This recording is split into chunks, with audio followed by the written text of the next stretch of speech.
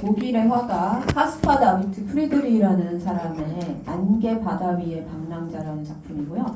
1818년의 작품인데, 자 그러면은 프랑스 혁명 이후에 예술가가 사회와 대립하게 되었다.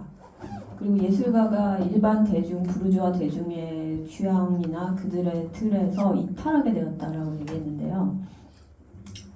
그 이탈의 일종의 상징처럼 이야기되는 뭐 다른 여러 작품이 있지만 이 작품이 그 사례 중에 하나인데요. 한번 누가 얘기해 볼까요? 이 사람 지금 뭘 하고 있죠? 이 그림이 무엇을 의미하는 걸까요? 네? 등산 가서 네. 야호. 네, 그렇죠. 산에 올라가서 야호하는 것 같다. 맞아요. 산에 올라갔죠. 저 앞에 펼쳐져 있는 거는 뭐죠? 자연. 네, 그쵸. 자연이죠. 네, 맞습니다. 등산하고 있는 것 같습니다. 자연이고 안개가 자욱한 어떤 뭔지는 알 수 없는 자연이 눈앞에 펼쳐져 있어요. 근데 등산이라고 하면은 우리가 그러니까 현대적 의미의 등산이지만 이제 과거에는 꼭 등산이라기보다는 어쨌든 산에 가는 거죠. 어떤 미지의 자연 앞에 지금 서 있어요. 근데 저 사람의 태도는 어때요? 뭔가 그 자연에 쭈그러들었나요 지금? 그렇진 않은 것 같죠. 사실 양복을 입고 저기 올라간 게 이상하긴 한데 뭔가 좀 당당한 모습으로 이렇게 저 너머를 보고 있어요. 저 뒤에 이 구름 덩어리 산 너머에 또 산. 그러니까 인가가 안 보이고 지금 뭐가 있는지 알 수가 없는데 거기에 뭐 주눅이 들기보다는 좀 당당하게 딱 올라가서 이제 밖을 보고 있어요. 근데 옷은 또 허름한 옷이 아니라 무슨 양복 같은 걸 입고 무슨 작대기 같은 거 그 신사들이 갖고 다니는 것 같은 거를 딱 가지고 있어요. 이게 왜 이제 상징적인 작품이냐? 그러니까 원래 부르주아들은 그 호가스 그림인데 호가스를 제가 자꾸 그 사례로 얘기한다 해서 너무 호가스를 또 까는 것 같은데 또 그렇진 않아요. 그 나름 또 시대에 또 의미가 있는데 어쨌든 그 호가스나 또 호가스 말고도 그 디드로 있죠. 그 샤르댕을 칭찬했던 비평가. 이 사람이 미술 비평가이기도 하지만 연극 비평가이기도 했습니다. 그 극작가이기도 했는데 그 사람이 제가 PPT 쓰진 않았는데 또 새로운 연극 운동을 하나 펼쳐요. 그게 뭐라면 부르주아극, 이름부터 벌써 부르주아극. 그래서 원래 연극은 비극 아니면 희극 두 가지밖에 없었죠. 장르가. 근데 이 사람이 제3의 극, 부르주아극이라는 걸 만들어가지고 상영을 하는데 요건 이제 18세기 얘기죠.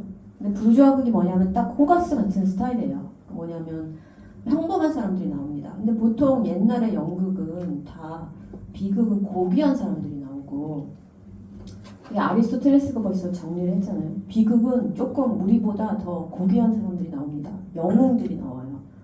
근데 희극은 우리보다 좀 못한 사람들, 광부들, 신분이 낮은 사람들이 나옵니다. 근데 디드로가 얘기한 거는 그것도 아니고 저것도 아니고 둘 다 비현실적이다. 그래서 우리의 현실의 이야기를 하자. 현실 부르주아 가정. 그래서 가정에 무슨 일이 일어나가지고 가정의 위기에 처하다가 결국은 화해하고 가족의 소중함을 깨닫는다. 뭐 이런 이야기랍니다. 부르주아 극이. 저도 본 적은 없어요. 그러니까 대충 짐작이 가시죠. 그런 게 이제 사실은 점차 부르주아들의 취향이라는 게 드러났고 예술가들은 뭔가 이거 약간 따분한데 좀 이런 얘기 좀 지겨운데 더군다나 이제 그 프랑스 혁명을 보고서 이건 좀 아닌데라는 생각을 하게 됐어요. 그래서 아까 부르주아 극이나 호가스의 이야기나 결론을 보시면 항상 가정으로 돌아오는 거죠. 자기 자리. 부르주아들의 그 도덕 자체가 자기 자리를 지켜라. 지금도 우리가 올드한 사람들이 잘 하는 말이잖아요. 자기 자리를 지켜야 돼.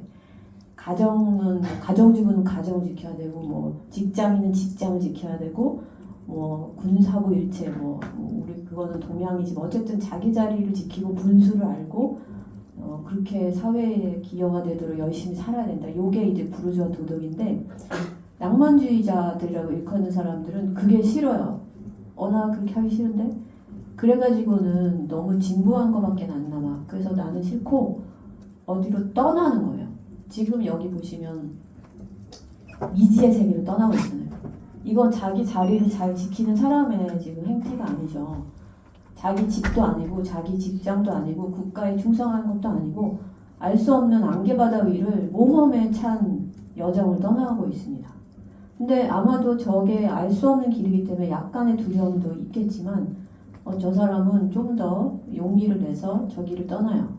근데 바로 이거 미지의 세계를 향해서 길 떠나는 모험가, 방랑자라고 하는 새로운 인간상, 이 예술가들의 마음을 19세기에 점치어 사로잡게 됩니다.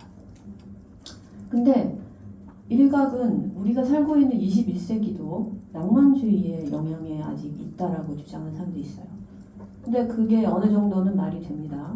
왜냐하면 우리가 지금 소비하고 있는 다양한 콘텐츠 중에서 예를 들어서 영화, 정말 많은 영화의 원형이, 이야기의 원형이 바로 이 미지의 세계를 향해서 길 떠나는 주인공을 담고 있죠. 그래서 길에서 만나는 각종 여러 가지 사건, 사고들, 다양한 사람들을 통해서 성장한다. 이런 스토리 정말 많죠. 예를 들어서 뭐 스타워즈 대표적인 불의의 사고로 자기를 키워준 숙모 숙부를 잃고 미지의 세계를 향해서 모험을 떠납니다. 그런 이야기 원형이 사실 낭만주의적 인간형이라는 거죠. 자기 자리를 지키고 사는 게 아니라 미지의 세계를 향해서 떠나고 그 과정에서 성장하고 세상의 신비를 발견하고 나쁜 놈을 물리치고 이런 스토리들. 그게 이제 19세기에 시작된 서사인 거죠. 사실 그전에는 그러한 서사가 길 떠나는 사람들은 있었지만 옛날에는 그것이 자기 자리로부터 이탈하기 위해서 길 떠나는 사람은 아니었던 거죠. 옛날에 고대 그리스에 용을 무찌르고 중세에도 용을 무찌르고 괴물을 퇴치하라고 길 떠난 사람도 있었지만 그 사람들은 사회를 이탈해서 그렇게 하는 건 아니고 자기에게 주어진 운명대로 숙명을 따라서 또는 숙명에 대립하기 위해서 하여튼 그 혼자 떠돌기 위해서는 아니라는 거죠. 그 분명한 목적이 있는 거죠. 괴물을 무찌르는데 다 목적이 있는데 낭만주의의 방랑자들은 목적이 없어요. 뭐를 하는지 그 목적도 없고 그냥 일단 떠나보자. 뭔지 모르겠지만 떠나보자. 그들에게는 미지의 세계를 향해서 떠난다는 것 자체가 큰 의미를 가지게 됩니다. 근데 이럴 때 주로 혼자 가죠. 여러 명 같이 안 다닙니다. 자기의 결단에 의해서 혼자 가는 거예요. 그래서 이러한 것이 이거랑 연결이 됩니다. 사상 처음으로 예술은 예술가 개성의 완벽한 표현으로 인정받게 되었다. 이게 아이러니한 거죠. 예술이 사회에서 했기 때문에 예술이 사회에서 이탈하는 거하고 동시에 예술가의 예술은 그 누구에게도 빚지지 않은 사회로부터 받은 게 아니고 자기가 천부적으로 갖고 있는 개성의 표현으로 인정을 받게 됩니다. 그리고 그것을 가장 잘 표현해주고 있는 한 글이 있는데요. 그 제목은 독일 관념론의 가장 오래된 체계 구상이라는 제목이에요. 제목에 있는 관념론을 일단 신경 쓰지 마시고 이게 1796년 혹은 7년에 발표된 글인데 누가 썼는지는 모릅니다. 그런데 이렇게 말을 해요. 첫 번째 이념은 당연히 절대적으로 자유로운 존재로서의 나 자신에 대한 표상이다. 자유롭고 자기의식적인 존재와 동시에 세계 전체는 무로부터 등장한다. 네, 이게 별 얘기가 아닌 것 같지만 사실은 엄청난 이야기입니다. 그 서양 예술의 역사상 이러한 대담한 선언은 존재할 수가 없었어요. 그러니까 이게 어찌나 대담한지 필자 미상이잖아요. 그러니까 자기 이름을 밝히면 불이익이 있을 것 같아서 일부러 이름을 밝히지 않을 정도로 대담한 표현입니다. 우리 이때까지 봤잖아요. 창조라는 것은 세계 전체가 무로부터 등장한다는 건 그야말로 무로부터의 창조. 그죠? 그걸 크리에이션 엑스 니힐로라는 이제 라틴어로 보통 서양 사람들 잘 표현하죠. 무로부터의 창조. 아무것도 없었는데 내가 뭔가를 만들어냈어. 이거는 원래 신의 영역이라고 그랬죠. 그래서 개인이 인간이 함부로 이런 말을 할 수 없었어요. 그만큼 종교의 영향이 컸고 18세기에도 여전히 크리에이션이 아니고 인벤션이라는 단어를 썼다고 했죠. 근데 이제는 심지어 내가 존재하니까 세계가 존재한다. 반대죠, 반대. 원래는 그렇지 않은 세계가 있고 당연히 내가 있는 건데 이제는 뭐라 그러냐면은 자유롭고 절대적으로 자유로운 존재. 절대적으로 자유롭다는 것은 이 세상 어떤 것에게 내가 빚지고 있지 않다. 내가 그 영향을 받거나 그것의 피조물이 아니라 내가 최고, 내가 절대적이야. 내가 있으니까 세상이 있다. 이런 거거든요. 이거는 엄청난 생각의 전환이죠. 근데 내가 있음으로써 세상이 있다는 건 무슨 말인가? 내가 없어도 세상은 있을 텐데? 내가 없어도 세상이 있잖아요. 근데 그걸 어떻게 아냐는 거죠. 왜냐하면 세상은 내가 내 눈에 보이는 그것만큼 나에게 의미가 있는 거지. 내가 없는데 이 세상이 있는지 없는지를 논하는 것은 전적으로 무의미하다. 그만큼 자기의 자아가 강하게 등장한 거예요. 이 세상에 아무리 뭐가 있어도 내가 그것을 느끼고 생각하고 그것을 보기 때문에 세상에 의미가 있는 거지. 그 내가 없으면 사실은 세상 전체가 없는 거나 마찬가지야. 그만큼 자기가 중요하게 된 거예요. 개인의 개성과 자아가 이제 절대적인 위치에 올라갔고 내가 없으면 세상도 없는 거다.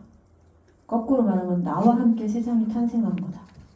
생각하는 나, 느끼는 나, 경험하는 나라고 하는 것이 세상 전체보다 더 중요한 거야. 이렇게 된 거예요. 그리고 또 다시 이렇게 말합니다. 나는 국가라는 것은 기계적인 것이며 기계의 이념이란 존재하지 않는 것이므로 국가의 이념이란 것은 없다고 밝히고 싶다. 오로지 자유의 대상이 되는 것만이 이념이라 불린다. 네, 이것도 되게 대담한 주장이죠. 이때까지 종교만큼이나 국가는 중요한 요소였어요. 왕들이 커미션을 하고 그 왕의 신화인 것은 너무 당연하고 개인이 예술가도 마찬가지고 특히 프랑스 혁명도 국가의 이름으로 시작이 됐잖아요. 더 좋은 나라를 만들기 위해서. 그래서 공화국이라는 것도 개인이 어떻고 그거 이전에 국가를 재창조하려고 하는 몸짓이었던 거죠. 근데 이제 프랑스 혁명을 거치면서 이제 예술가들이 점차 약간 혁명을 비판하게 됐다 그랬잖아요. 근데 요거는 시기가 거의 혁명이 시작일 때가 아닌데 벌써부터 일찌감치 이런 생각이 나왔다는 거는 오로지 프랑스 혁명 때문에 이런 생각이 생겼다기보다는 혁명이 이러한 생각에 도화선을 가져왔다고 볼 수 있습니다. 그러니까 사실 일찌감치 이런 일이 생긴 거죠. 근데 이제 국가도 필요 없어. 그냥 국가는 기계적인 것이다. 그래서 나는 오로지 자유의 대상이 되는 것만이 이념이라 불린다. 그러니까 우린 국가를 넘어서야 된다. 그러니까 이념이라는 게 단어가 앞으로 되게 19세기 내내 자주 나올 거예요. 근데 예술가들이 그래서 부르주아 세계의 일상 대신에 예술이 추구해야 되는 더 높은 가치가 있다라고 생각하게 됐고 그것을 이념이라고 부릅니다. 근데 이것의 의미는 차차 이야기하고 근데 그 이념이라는 것은 기계적이지 않다는 거죠. 기계적인 것은 마치 톱니바퀴처럼 돌아가는 거죠. 그러니까 어떤 거대한 조직의 부속품으로서 나는 전체를 알지 못하고 내가 주어진 것만 하는 거. 사실 부르주아 사회가 그렇다고 생각하는 거죠. 그러니까 이 사람들은 사실 부르주아 사회가 무르익기도 전에 일찌감치 예언적으로 이런 말을 한 거죠. 사실 독일은 아직까지 그렇게 부르주아 세력이 이렇게 세지도 않았는데 혁명이 일어난 것도 아니고 그냥 일찌감치 이거를 캐치하는 거죠. 그래서 그렇게 톱니바퀴처럼 딴 사람 뭐 하는지 모르고 나 할 일만 한다? 그게 부르주아 이념이죠. 부르주아 사회가 권하는 거죠. 네 자리에서 최선을 다해야 돼. 근데 그게 싫다. 나는 전체를 원한다. 난 그냥 조그마한 부속품이기 싫고 나는 전체적인 것을 원한다. 이런 생각을 하게 된 거고 그러려면 우리는 국가를 넘어가야 된다. 이렇게 생각하게 되는 겁니다. 근데 이 사람들이 많이 선구적이었고 사실 모든 낭만주의자들이 이렇게까지 극단적으로 나가지는 않았어요. 특히 이제 프랑스는 혁명의 당사자여서 전적으로 개인주의보다는 초기에는 어느 정도 정치적이고 약간 국가적인 것이 들어가기도 했어요. 근데 이제 나중에 그 북부 쪽으로 독일이나 이쪽으로 이제 낭만주의가 번지면서 점차 국가라는 것이 희미해지기 시작했죠. 그래서 이제 아까 말했던 창조성, 크리에이티비티의 문제가 전면으로 등장합니다. 그래서 이제 인간은 창조 가능하다. 창조는 무로부터의 창조라고 했죠. 아무것도 없는 곳에서. 그러니까 예를 들어서 돌멩이가 있어서 예술가가 그 돌로 작품을 만든다. 그랬을 때 이런 사고방식을 따르면은 돌이 작품이 되기 전에, 조각이 되기 전에 돌은 존재하지 않는 거나 마찬가지인 거죠. 그래서 관념론이라고 하는 거예요. 아까 독일 관념론의 체계구상. 왜냐하면 유물론은 인간의 정신이 생기기 전에 돌이 있었다는 것을 인정을 하는데, 관념론자들은 돌이 있다고 해도 거기에 어떤 정신이 들어가지 않은 거는 아무 의미가 없다. 그러니까 내가 그 돌을 가지고 하나의 작품을 만들어야 비로소 그 돌의 생명력, 돌의 존재도 의미가 있는 거지, 작품이 없으면은 돌 자체만 가지고는 아무 의미가 없어. 그러니까 이렇게 인간의 정신의 능력을 굉장히 중요시 여겼다는 거죠. 그래서 그것을 심지어 재료가 뻔히 있는데도 불구하고 무로부터의 창조라고 불렀다는 겁니다. 왜냐하면 그 작품 이전의 돌은 존재하지 않는 거나 마찬가지니까 인간적으로 연관되고 인간적 의미가 부여된 것만이 참으로 존재하는 거다, 이렇게 생각하게 된 거예요. 그리고 한술 더 떠서 이제 창조성은 인간 중에도 예술가만이 배타적으로 소유하는 거다. 일반 사람들, 특히 부르주아들은 이러는 거는 그 창조성 없어. 저 사람들은 지루해. 우리가 소유한 거다, 이렇게 된 거예요. 창조성은 인간 정신의 독립적이며 개별성과 독창성의 표현이다. 예를 들어서 반고, 대표적인 19세기의 화가죠.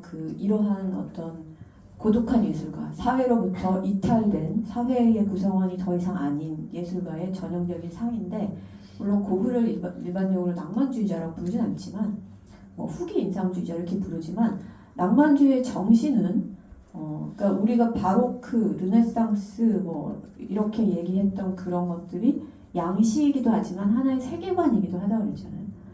지금 낭만주의도 마찬가지예요. 양식이기도 하지만 세계관이기도 하다.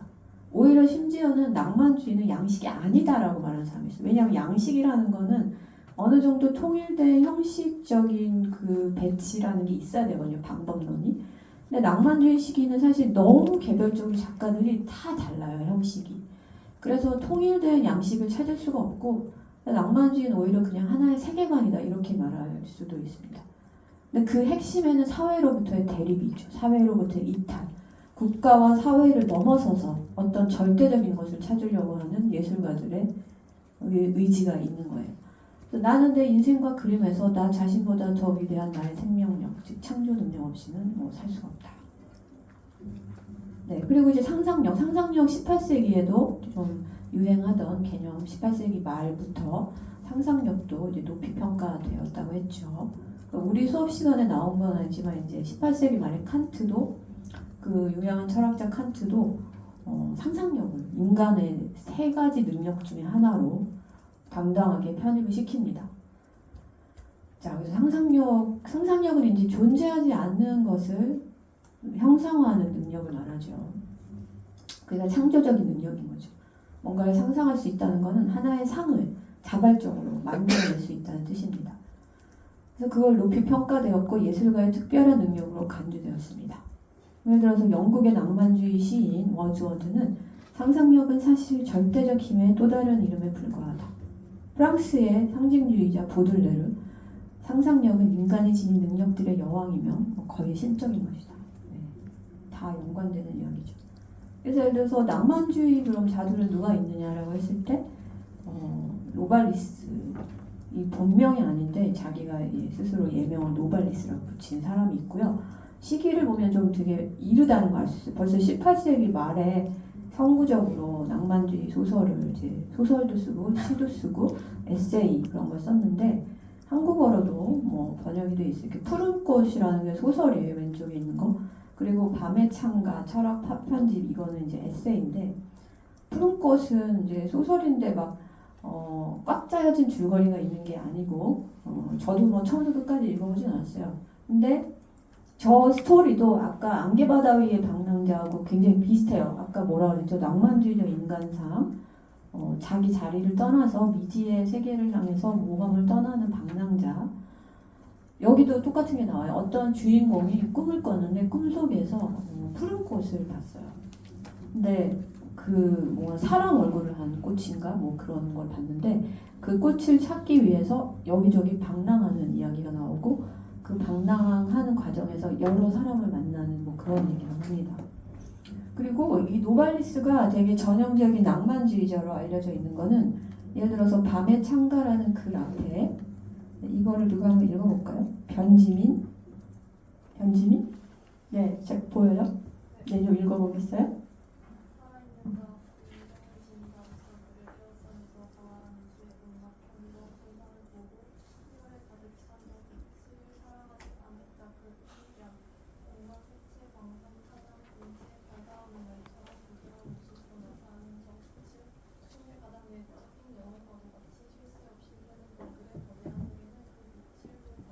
네, 뭐 이런 글을 썼습니다. 뭐 어떤 느낌이 드나요? 이 사람은 뭐를 추구하는 것 같습니까? 자, 일단 단어를 한번 봅시다. 감성, 우주, 경의, 희열, 빛, 그렇죠? 영혼 이런 단어들. 네. 이게 이제 낭만주의자들의 세계를 구성하는 다양한 요소들인 거죠.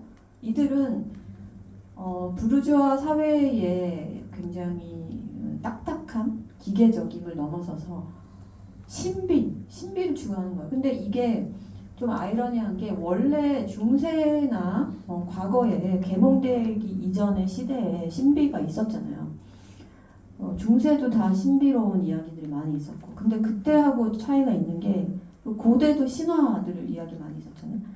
근데 이 사람들은 근대인으로서 신비를 찾는 거예요. 그러니까 옛날 사람들처럼 뭐 신화에 의존한다든지 뭐 정말 불가사의한 것을 진짜로 초자연적인 것을 진짜로 믿고 있다기보다는 이미 개봉된 세상에 살고 있으니, 그러니까 프랑스 혁명으로 터져 나왔지만 사실 그 전부터 서구는 계속해서 근대 그 모더니티를 발전시켰는데 그 중에 하나가 이제 과학에 의한 미신의 추방이죠. 그러니까 신비하고 초자연적인 것을 과학적으로 해명하려고 하는 그런 이성적으로 해명하려고 하는 그런 움직임이 계속 있었고, 이들도 그 시대의 사람들이기 때문에 옛날 사람들처럼 진짜로 초자연적인 것이 있다고 믿기보다, 그리고 그 뒤에 뭐 신이 있다고 믿기보다는 개인이 어떠한 능력으로 어떠한 감각으로 일상에서는 발견하지 못하는 어떠한 신비를 발견해야 된다라고 생각하는 거죠. 그 신비를 발견하는 방법은 다양하나 왜 그걸 발견해야 되냐면은 일상은 이미 너무 굳어버렸다. 딱딱하게 굳어버려서 더 이상 우리 예술가가 찾아야 되는 그러한 전체로서의 세계, 모든 것이 다 통해 있는 어떤 커다란 전체로서의 세계를 상실하고 너무 조그만한 그런 것으로 분해되어 버렸고, 또 더 중요한 게 예를 들어서 그 프랑스 혁명에서 이들이 본 게 이성과 감성이라는 게 있다면 그것이 조화가 돼서 함께 어우러져야 되는데 인간이 지나치게 이성만 발달했다. 프랑스 혁명을 하는 사람들은. 근데 결국은 이성 너무 찾다가 오히려 이성과 반대되는 야만으로 가버렸다. 근데 인간이 분열된 존재가 되었다는 거예요. 그리고 또 프랑스 혁명이 아니더라도 점차 과학의 발달과 경제의 발달에 따라서 신비스러운 이야기들은 다 추방이 됐어요. 이제 인간 세상도 추방이 됐고 남아있는 거는 그냥 합리성이라는 이름 하에 너무나 건조한 일상밖에 없고 그냥 자기 자리에서 열심히 일해라 이런 거밖에 없으니 이제 이 분열된 세상, 그러니까 종교나 이런 신비적인 것은 종교의 영역을 그냥 확 넘겨버리고 남아있는 거는 너무나 딱딱하고 기계적인 일상인 이거, 그 감성과 이성의 분열, 그리고 초월적 세계와 현세적인 것의 분열, 정신과 육체의 분열, 이러한 되게 분열상이 있다라고 생각을 했던 거죠. 그런 분열을 다시 합쳐야 된다. 그래서 사실 고대 세계를 일종의 벤치마킹으로 삼기 했어요. 이들도 고대 그리스를 벤치마킹으로 삼았어요. 그래서 그 당시에 고대 그리스가 그런 것이 분열되어 있지 않고 통합된 세계였다. 하지만 고대 그리스로 단순히 돌아가자는 얘기는 아니었던 게 그런 의미에서 이들은 고전주의자는 아니었어요. 왜냐? 고대는 이미 지나가 버렸어요. 그래서 이미 시대가 고대를 모방한다든지 이런 것이 긍정적 의미로 이제는 다가오지 않는 시대였기 때문에 고대를 모방하는 게 아니고 우리는 이미 근대인이기 때문에 다른 방법으로 신비를 찾아야 된다. 그것을 이제 이념을 찾아야 된다. 근데 이념은 일상에서 찾을 수가 없다. 이념은 오로지 예술에서. 왜냐하면 예술만이 분열된 세계를 통합하고 이 조각조각 난 세계를 합칠 수 있는 유일한 영역이다. 네, 이렇게 생각을 하게 된 거예요. 근데 그런 신비를 찾는 방법에서 이제 노발리스는 예를 들어서 이런 식으로 어떤 빛, 우주, 경이로운 현상, 감성, 별들의 거대한 세계, 영혼 이제 이런 단어들을 이야기하는 거죠. 근데 노발리스는 본인이 예술가이기도 했지만 예나 낭만주의라고 하는 그룹에 속해 있었는데요. 이 연대를 보면 아시겠지만 이들 굉장히 일찍부터 근데 제가 일찍부터 이제 이 낭만주의 선구자들이었는데요. 예나라는 도시에 독일의 예나라는 도시 저도 가보지 않았습니다만 거기서 모였다고 해서 예나 낭만주의라고 부르는데 연대를 보시면 되게 짧게 거의 2년밖에 모이지 않았는데 그러나 이들은 되게 역사적으로 중요한 이론들을 남겼어요. 그래서 흔히 슐레겔 형제, 그러니까 형은 아우구스투스, 동생은 프리드리히인데 여기서 이제 동생인 프리드리히가 이 그룹을 리드했다고 하죠. 그리고 아까 봤던 노발리스, 그리고 카롤리네 슐레겔. 이게 누구지? 여자예요. 근데 이 그룹에 되게 진보적인 측면이 드러나는데 보통은 이제 이때까지 여자들은 별로 이런 공적인 일에 당연히 끼워주지 않았죠. 근데 이들은 이들의 애인이나 여자친구나 부인들이 같이 활동을 해요. 그래서 카롤리네 슐레겔의 부인 그리고 근데 아마 카롤리네는 나중에 슐레겔과 이혼하고 셸린과 결혼한 것으로 알고 있는데 네, 이런 거는 또 팩트를 또 틀린 말을 하면 안 되니까 한번 검색해 봅시다. 기억력이 빈약해가지고 팩트를 잘 몰라요.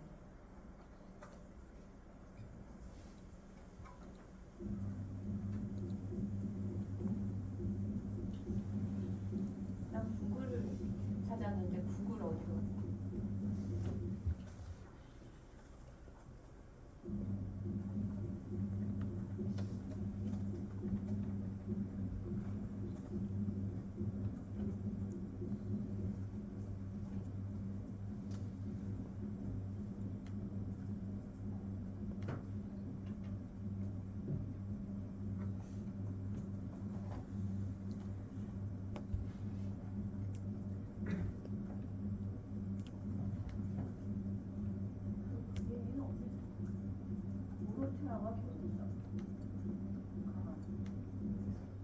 아까 도로테아라는 여자가 있었잖아요. 그게 맞는 것 같습니다. 원래는 슐레겔 이혼하고 이게 중요한 건 아닌데 팩트를 틀리는 거예요.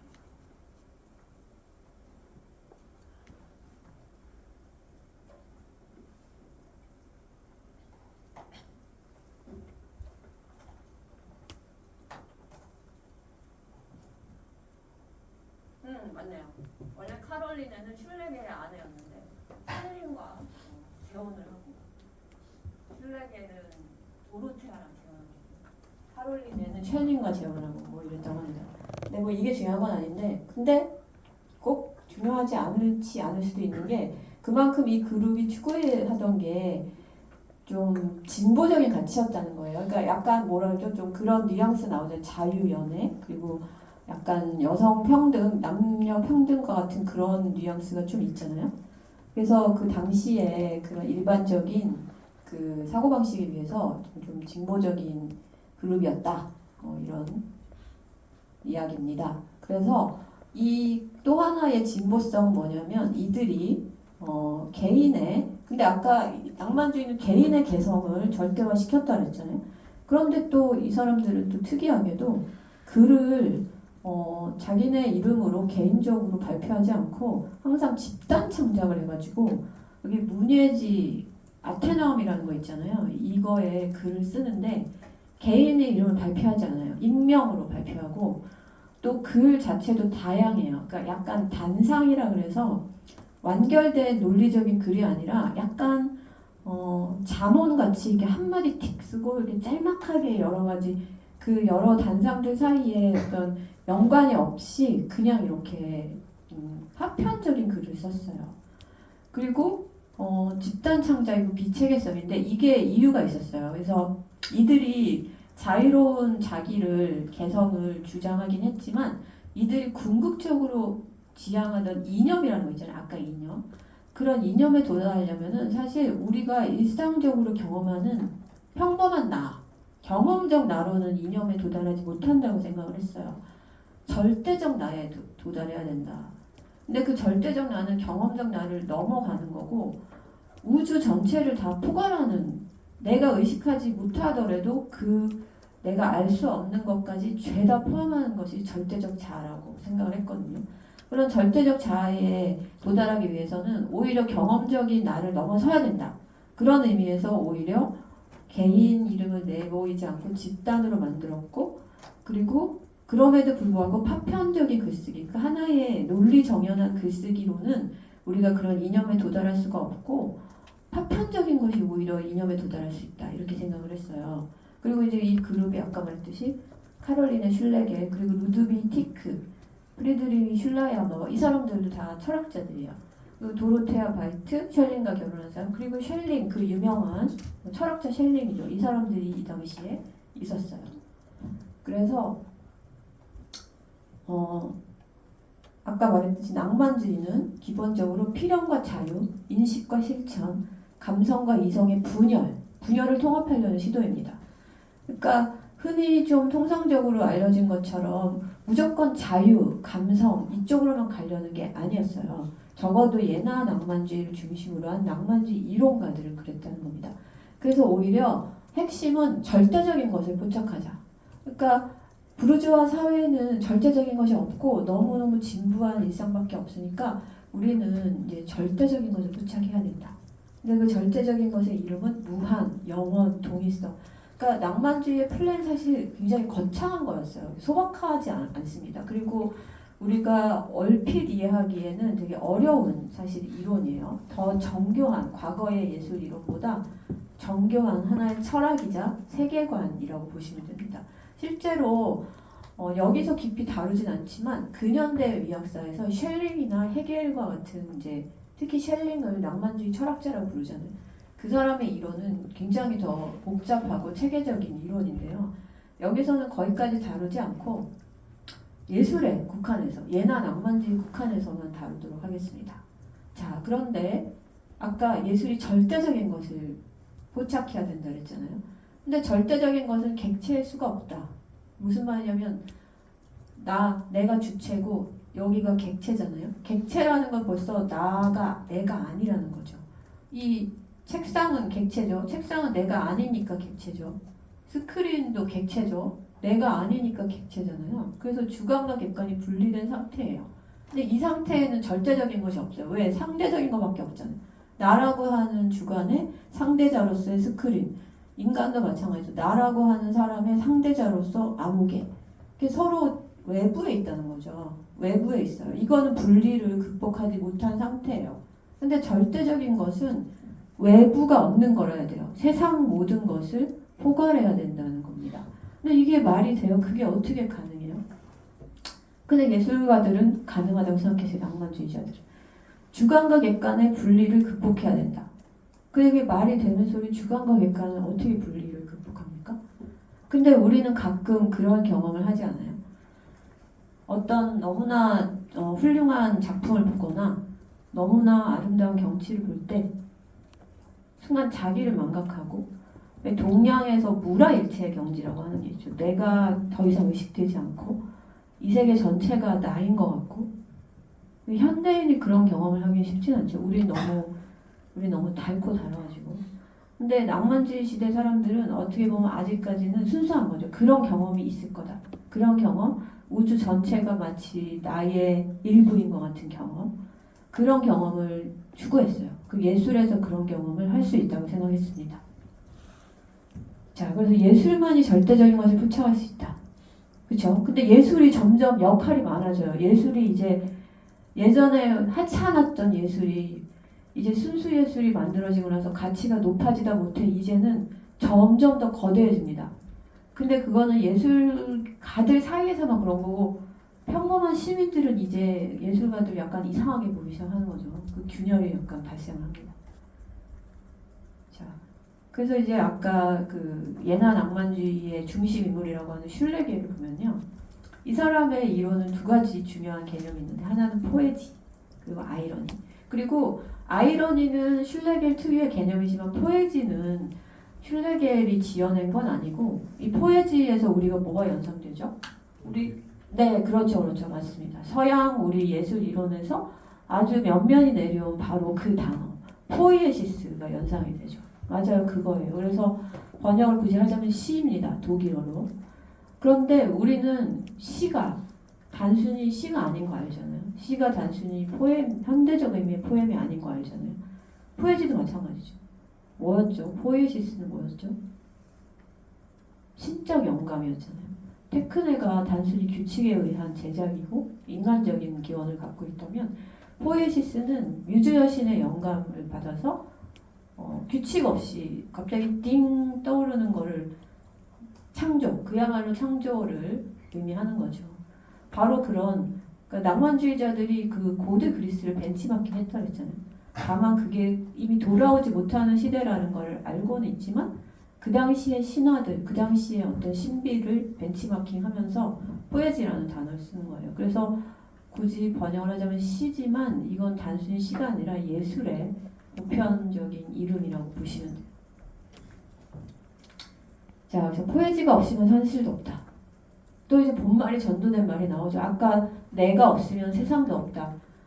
자유롭고 자기의식적인 절대적인 나로부터 세상은 무로부터 태어난다 이렇게 말하듯이 이제는 예술이 없으면 현실도 없다 이렇게 말합니다. 왜냐? 예술이 없는 현실은 죽은 현실이니까 거기에는 의미도 없고 총체성도 없고 신비도 없으니까 모든 감각에도 불구하고 환상이 없다면 어떤 외부 세계도 없는 것처럼 모든 사리 분별에도 불구하고 감수성이 없다면 정신 세계도 없는 것이다. 네, 환상과 포에지, 감수성, 네, 이게 중요하죠. 환상이라고 번역했는데 이제 판타지인데 판타지는 단순히 부정적 의미의 환상이 아니고 이들의 상상력의 산물이라고 생각하시면 됩니다. 네, 포에지의 철학 자체는 아름다움의 독립성. 여기 또 되게 획기적인 제안이 나오죠. 아름다움의 독립성에서부터 시작할 것이며 아름다움은 참되고 도덕적인 것과 분리되어 있고 또 분리되어야 할 뿐 아니라 참되고 도덕적인 것과 동등한 권리를 가진다는 원칙에서 시작할 것이다. 네, 이것도 되게 획기적이죠. 우리가 순수예술 이전에 아름다움은 항상 어떤 목적에 종속되어 있었다 했잖아요. 그 중에 하나가 도덕적인 거죠. 교화를 해야 되고 사람들한테 어떤 제대로 사는 게 어떤 거다 이런 걸 가르쳐줘야 된다. 그리고 아리스토텔레스도 이제 예술을 옹호했지만 그 이유는 인식적인 게 많았죠. 그림을 통해서 우리는 지식을 얻을 수 있다. 항상 그래서 도덕이나 인식이 예술의 가치로서 이제 계속 인정을 받아오다가 이제 18세기 말에 들어가면 점차 예술의 아름다움이 예술의 속성인데 그거는 이제 도덕이나 인식하고는 달라 구별된다라는 게 점차 생겨나요. 근데 그게 이제 그거를 가장 체계적으로 집대성한 사람이 칸트죠. 칸트는 아름다움이 명백하게 인식이나 도덕하고 다르다.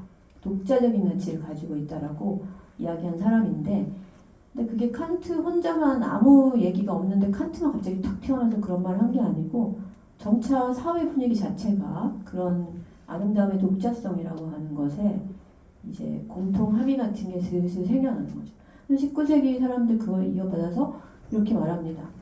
참되고 도덕적인 것과 아름다운 것은 분리돼야 돼요. 그러니까 막 교훈적인 이야기 막. 근데 이것도 딱 보면 부르주아 사회에 대한 반항인 거 알 수 있죠. 뭐 교훈적인 이야기다. 뭐 가정이 최고라는 둥 뭐 이런 거 상관없고 우리는 그냥 아름다움을 찾는다.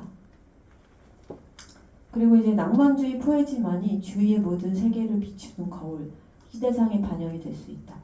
시적 성찰의 날개를 달고 중간에서 떠다니며 이 성찰을 계속 증가시켜 마치 어떤 끝없이 이어진 거울들을 비추는 상들처럼 무한히 들을 수 있다. 이게 무슨 말인가? 무슨 거울이 어쩌고저쩌고. 네. 끝없이 이어진 거울들을 비추는 상들처럼 무한히 들을 수 있다. 이게 무슨 소리인가요? 네. 거울이 양쪽에 딱 있어요. 그러면 어때요? 그 거울 속에 또 거울이 있고 거울 속에 거울이 있고 끝없는 거울의 후퇴가 있잖아요. 그래서 끝이 없죠. 거울에 엄청나게 후퇴를 합니다. 그걸 얘기하는데 이걸 왜 얘기하죠? 왜 거울 속에 끝없이 형태가 후퇴하는 게 무슨 상관이죠? 무슨 상관이냐 하면요. 이겁니다. 영원히 생성되고 있으며 결코 완성될 수 없다는 것이 낭만주의 문학 장르의 고유한 본질이다. 이게 중요하죠. 그래서 아까 말했듯이 낭만주의자들은 절대적인 것을 추구합니다. 이념을 추구해요. 무한을 추구합니다. 그게 이제 그들의 부르주아 사회에서 비판하고 예술만이 할 수 있는, 심지어 인식이나 철학도 할 수 없는, 왜냐하면 철학이나 지식도 아까 말했듯이 주체와 객체라는 이분법을 극복할 수 없기 때문에 그 두 가지를 함께 아우르는 것은 예술밖에 없다라고 생각을 합니다. 그런데 그것을 어떻게 달성할 수 있냐라고 했을 때, 왜냐하면 우리 우주는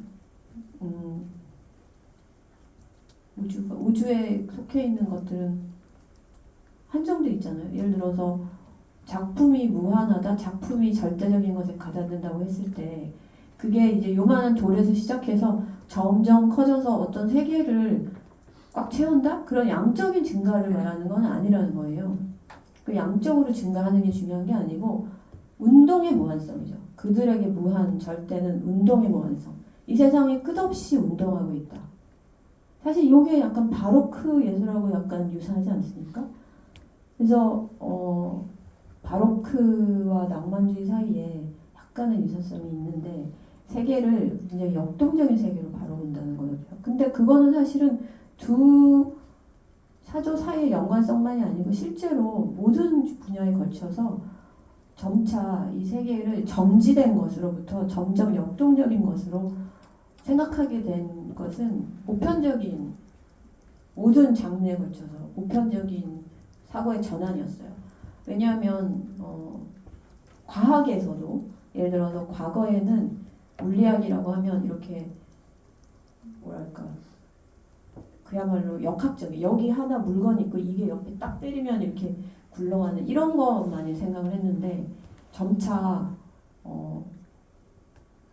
서로 떨어져 있는 곳에도 영향을 주고받을 수 있다. 일종의 에너지, 우주에 에너지가 가득 차 있다. 뭐 이런 식의 생각으로 바뀌게 되는데, 예를 들어서 이렇게 붙어 있지 않지만 서로 영향을 주고받는 대표적인 게 달의 인력이 조수간만의 차이를 만들어내는 거죠. 근데 그게 물리적인 관계로 보면 있을 수가 없는 일이지만 떨어져 있는 것에 서로 영향을 미칠 수 있다는 그 생각으로 보면은 충분히 이해가 가능한 거죠. 그러니까 세상을 그렇게 거대한 에너지가 움직이는 그 힘과 힘이 부딪히는 그런 세계로 보는 사고방식은 사실 점차 18세기, 19세기로 올수록 이제 점차 지배를 하게 되는데요. 그래서 낭만주의자들도 세계를 끝없이 움직이는 역동적인 세계로 보게 되고요.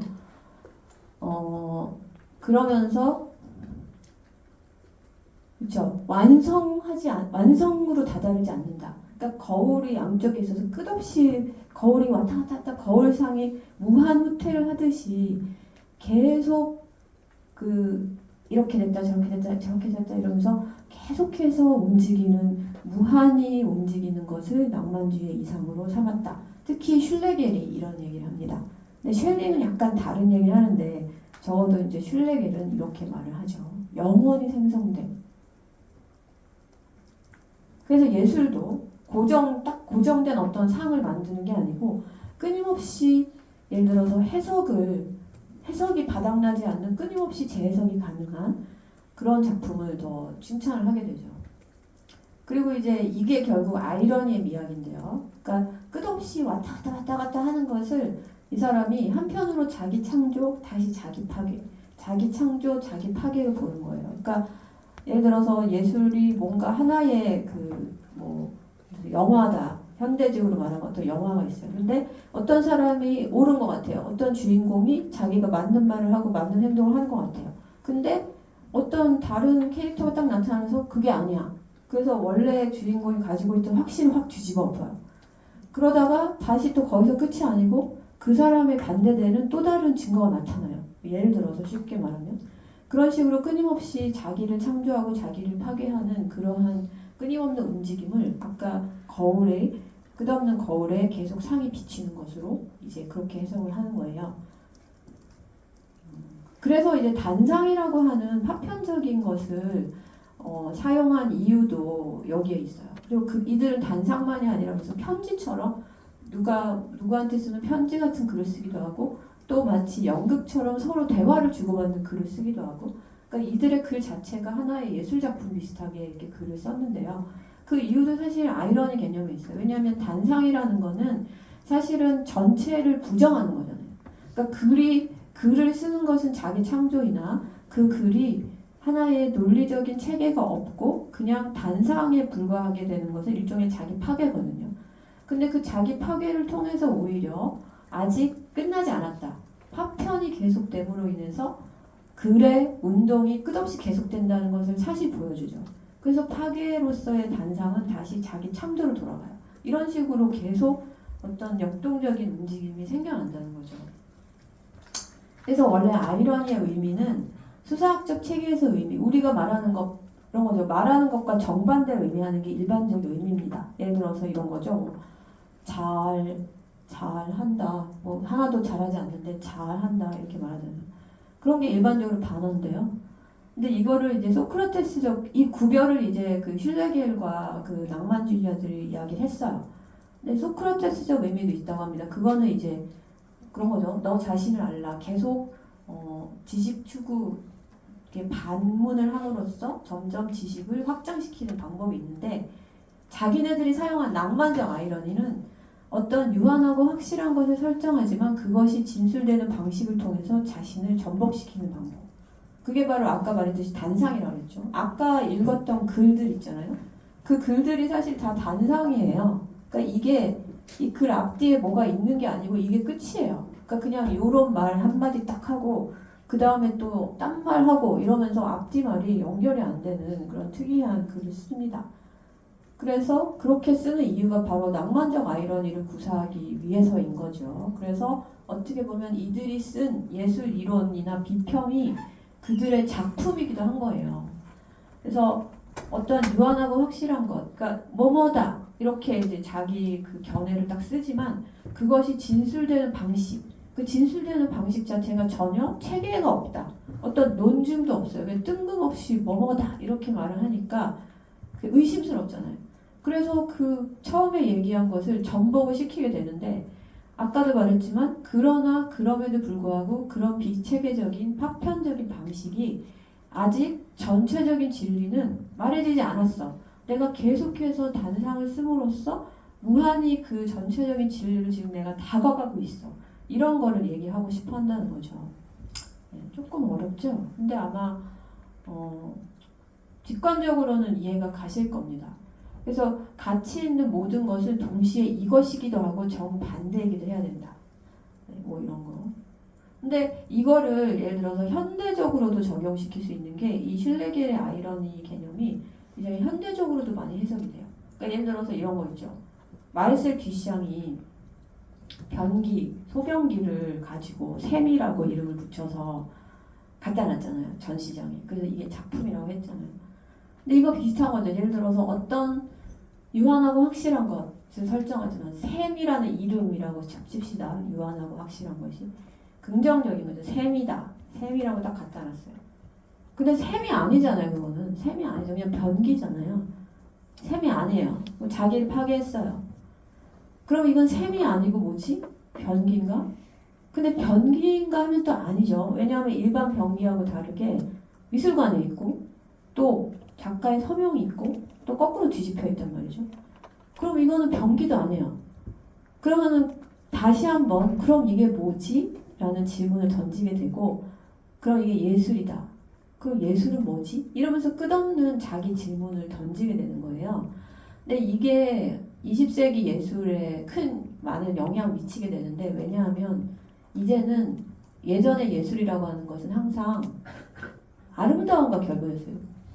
조화 기억나시죠? 고전주의적 예술은 항상 조화와 균형, 평정, 뭐 고요함 이런 거하고 결부됐고 뭐 바로크 예술은 뭐 역동성, 뭐 극장적인 효과, 뭐 이런 거하고 결부됐고 어쨌든 간에 그것은 자기를 파괴하는 것은 아니었어요. 모든 예술은 긍정이었죠. 하나의 조형적 세계를 창조하는 긍정이었습니다. 근데 20세기에 들어서 예술은 스스로를 부정하는 그러니까 질문을 던지는 거죠. 예술이 뭐지? 라는 질문을 던지게 되는데 사실 그 바탕에 슐레겔의 낭만적 아이러니 개념이 영향을 좀 주었어요. 물론 약간 시대적으로 차이도 있지만 그래서 예술이 스스로를 부정함으로써 스스로의 질문을 던지면서 예술성을 획득한다고 하는 개념은 이때까지는 존재하지 않았거든요. 그러한 역할을 했습니다. 그리고 이거는 낭만주의가 가지고 있는 끝없는 역동성이라고 하는 거하고 맞물려 있는 거죠. 계속해서 변화하게 되니까 이렇게 뒤집혔다 저렇게 뒤집혔다 이렇게 뒤집혔다 그러니까 해석이 끝나지 않는 거죠. 무한한 해석. 근데 이제 아까도 말했지만 이거는 특히 슐레겔이 그런 거고 셸링 같은 사람은 그렇진 않다고 생각했어요. 이렇게 뒤집히다가 어느 순간 딱 일시 정지하는 순간이 생기고 그 정지의 순간이 아름다움의 순간이고 그것이 예술의 순간이라고 얘기를 했습니다. 그래서 이렇게 끝없는 역동성이라고 하는 것이 정지되지 않고 계속 왔다 갔다 한다는 것은 슐레겔의 이론이라고 보시면 돼요. 근데 나중에 이제 헤겔은 이거를 막 비판해요. 그러니까 이 끝도 밑도 없이 이렇게 자꾸 왔다 갔다? 그거는 예술이 추구하는 아름다움이라는 것하고는 거리가 있다. 왜냐하면 아름다움은 어쨌든 균형에 있다는 것이 일반적인 사고방식이니까 계속 왔다 갔다 엎치락뒤치락 하는 거는 사실 균형이 없는 거고 불건강한 거라고 헤겔은 이제 비판을 하게 됩니다. 근데 어쨌든 슐레겔은 이렇게 시대를 앞선 자기 파괴라고 하는 것을 통해서 역동적인 세계관에 대해서 이제 이야기를 했죠. 네. 근데 제 생각에는 오늘 분량을 다 소화하기가 어려울 것 같아요. 뒤에 이제 작가들에 대한 얘기가 있는데 다음 주에 음악 부분이 그렇게 분량이 많지 않으니까 이 작가들하고 음악을 합쳐가지고 다음 주에 얘기하는 게 좋을 것 같습니다. 오늘 조금 어려운 얘기를 했으니까 머리에 식히시고 오늘 여기까지 할게요. 네, 수고하셨습니다. 고맙습니다. 네.